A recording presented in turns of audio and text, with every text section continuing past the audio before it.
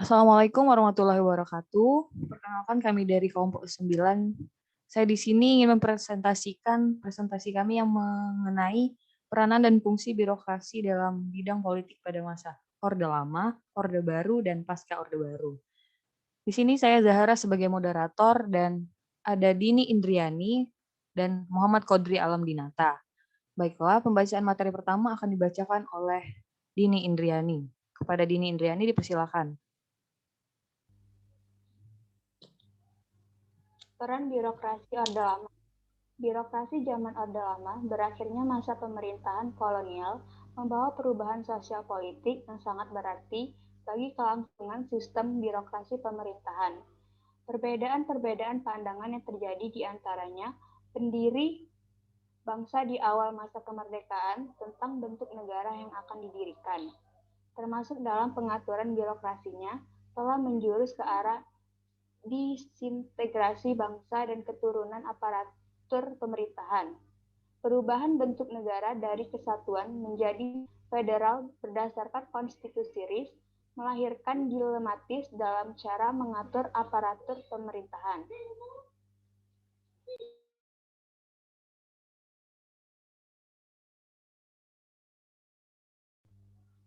Pada masa Orde Lama, sistem pemerintahan yang digunakan adalah sistem presidensial. Era ini berlangsung dari tahun 1945 sampai 1966 di bawah kepemimpinan Presiden Soekarno. Perubahan sistem presidensial pada masa Orde Lama, sistem pemerintahan beberapa kali berganti, mulai dari presidensial, parlementer, demokrasi liberal, hingga demokrasi terpimpin. 1.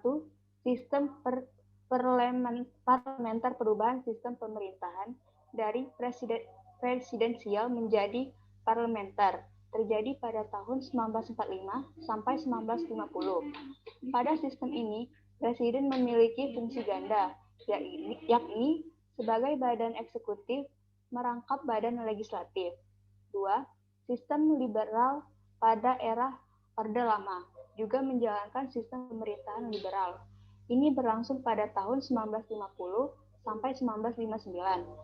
3. Sistem demokrasi terpimpin. Sistem demokrasi terpimpin ini berlangsung pada tahun 1959 sampai 1968. Sistem ini pertama kali diumumkan oleh Presiden Soekarno dalam pembukaan sidang konstituente 10 November 1956.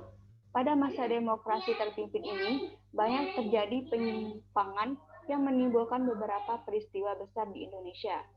Baik, saya kembalikan ke moderator. Baiklah, pembacaan materi selanjutnya akan dibacakan oleh Kodri Alamdinata. Pada Kodri dipersilakan.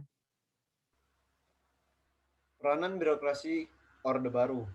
Peranan yang sangat dominan pada masa Orde Baru yaitu menciptakan strategi politik korporatisme negara yang bertujuan untuk mendukung penetrasinya ke dalam masyarakat, sekaligus mengontrol publik secara penuh. Pemerintahan Orde Baru mulai menggunakan birokrasi sebagai premium mobile bagi program pembangunan nasional. Pada masa Orde Baru, birokrasi menjelma menjadi sebuah kekuatan politik yang dominan dalam merumuskan berbagai kebijakan pembangunan.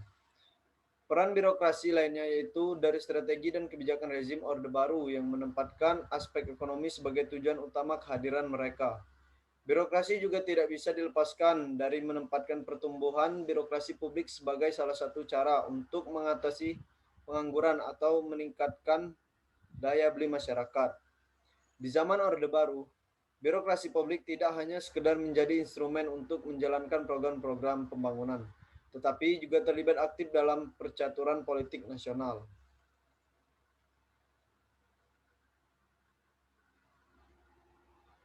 Demikian pula penerapan sistem pemerintahan parlementer dan sistem politik yang mengiringnya pada tahun 1950 sampai dengan 1959 telah membawa konsekuensi pada seringnya terjadi pergantian kabinet hanya dalam tempo beberapa bulan.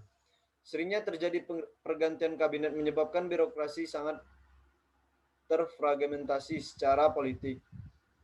Banyak kebijakan atau program birokrasi pemerintah yang lebih kental nuansa kepentingan politik dari partai yang sedang berkuasa atau berpengaruh dalam suatu departemen.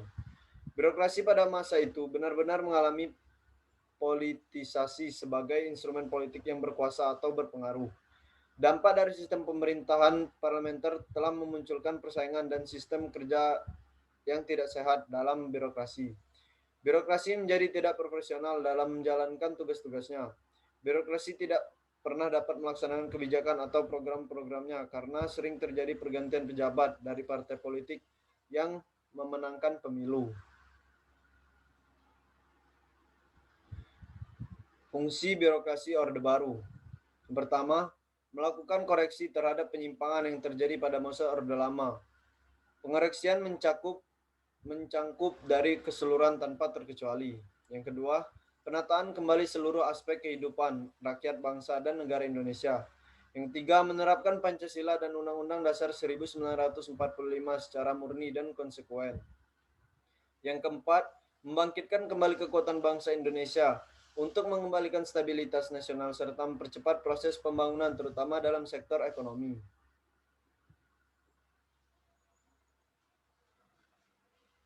Saya Baiklah, kembalikan ke materi moderator. selanjutnya. Terima kasih. Baiklah, materi selanjutnya akan saya sendiri yang membacakannya. Pengertian reformasi birokrasi. Reformasi birokrasi merupakan konsep yang luas ruang lingkupnya, mencangkup pembenahan struktural dan kultural. Secara lebih rinci meliputi reformasi struktural atau kelembagaan, prosedural, kultural, dan etika birokrasi. Dalam tataran internal, pembenahan birokrasi harus diterapkan baik pada level puncak, level menengah, maupun level pelaksanaan. Pembenahan pada top level harus didahulukan karena posisi strategis para birokrat di tingkat puncak adalah sebagai pembuat keputusan strategis.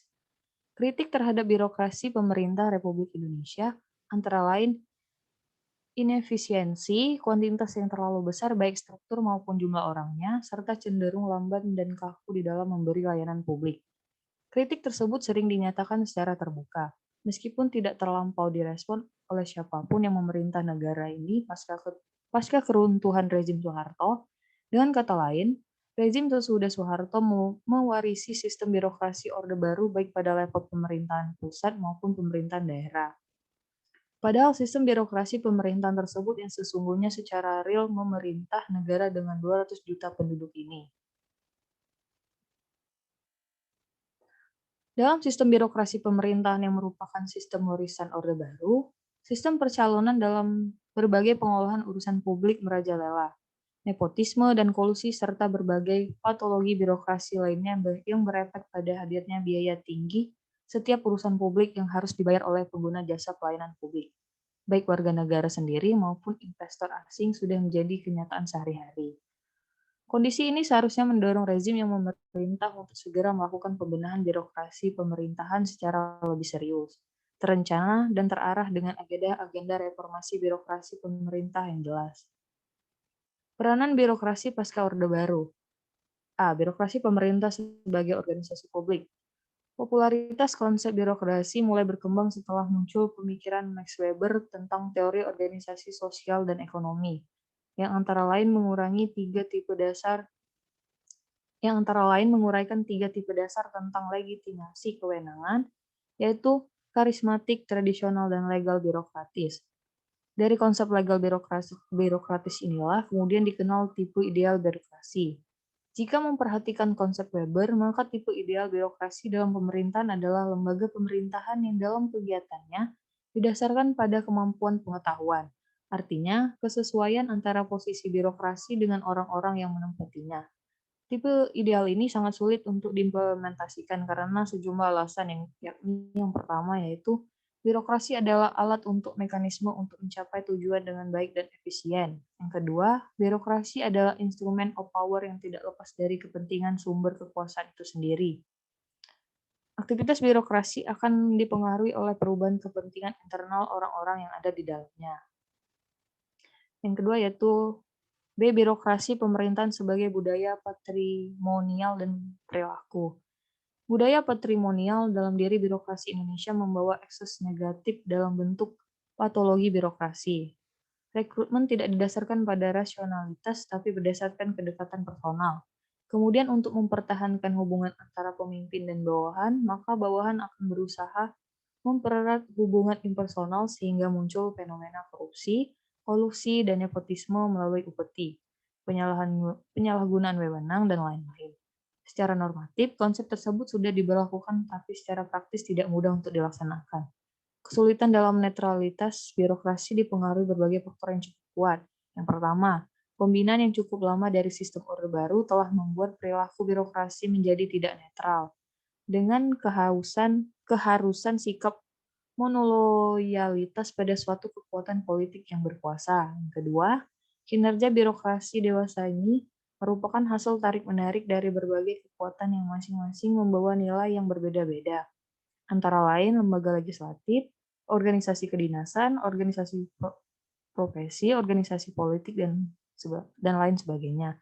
Yang ketiga, karena keterbatasan jabatan bahkan lowongan kerja, rekrutmen pejabat khususnya atau pegawai umumnya lebih banyak didasarkan pada rekomendasi penguasa atau pejabat kunci yang mempunyai hubungan kekeluargaan atau keorganisasian.